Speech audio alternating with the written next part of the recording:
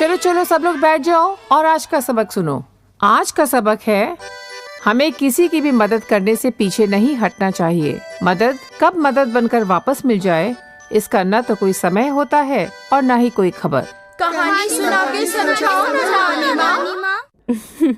ठीक है, दूध पियो और कहानी सुनो। पियो, तुम भी पियो। कहानी है हालात के मारे नारायण की। नारायण एक दिन अपनी झोपड़ी में गहरी नींद में सो रहा था।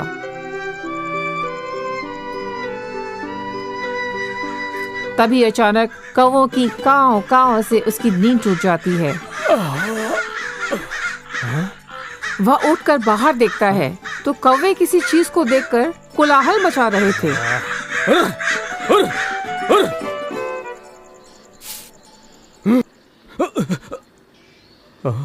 आपका आपका आपका बिली बिल बिली दिल से सच्ची सबसे अच्छी है बिल बिली।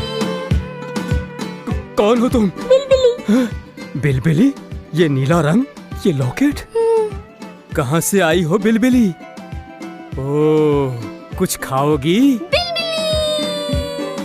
देखो, तुम साथ में रह सकती हो पर तुम घर से बाहर नहीं निकलोगी। उस दिन से बिलबिली नारायण के पास रहने लगी। एक दिन नारायण हताश अपने घर को लौटता है। घर पहुंच के खिड़की के बाहर अपनी बंजर जमीन को एकटक देखता है। जमीन के लिए पारिवारिक लड़ाई में उसके हिस्से में वही जमीन आई थी। सब खत्म हो गया बिलबिली। दिल से सच्ची सबसे अच्छी है बिलबिली।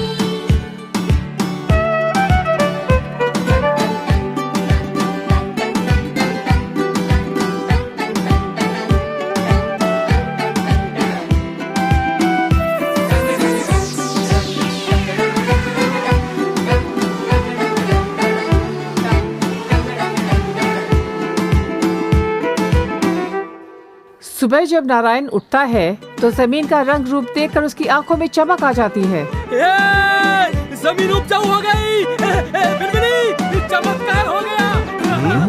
चमत्कार हो गया। उसी शाम कुछ गांव वाले उसके घर आते हैं। कल देर रात तुम्हारे खेत पे हमने अनोखी नीली रोशनी चमकती देखी। हमें शक है कि तुम कोई काला जादू कर रहे हो, इसीलिए हमें घर की तलाशी लेनी है।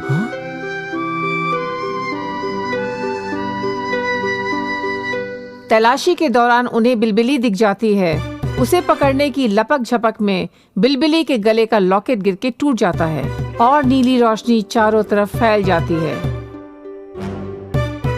उसी नीली रोशनी को देख के अंतरिक्ष से एक वाहन नीचे उतरता है।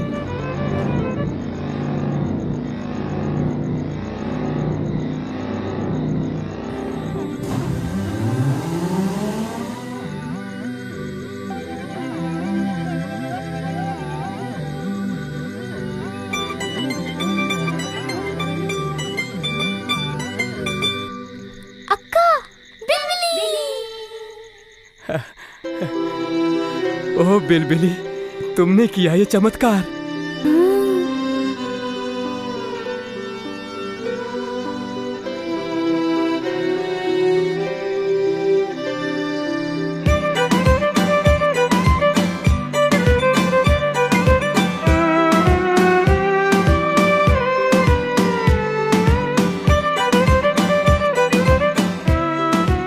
अनजाने में की गई एक अनजान की छोटी सी मदद नारायण को जीवन भर की खुशी दे जाती है। समझे? बिल्कुल समझ गए नानी माँ।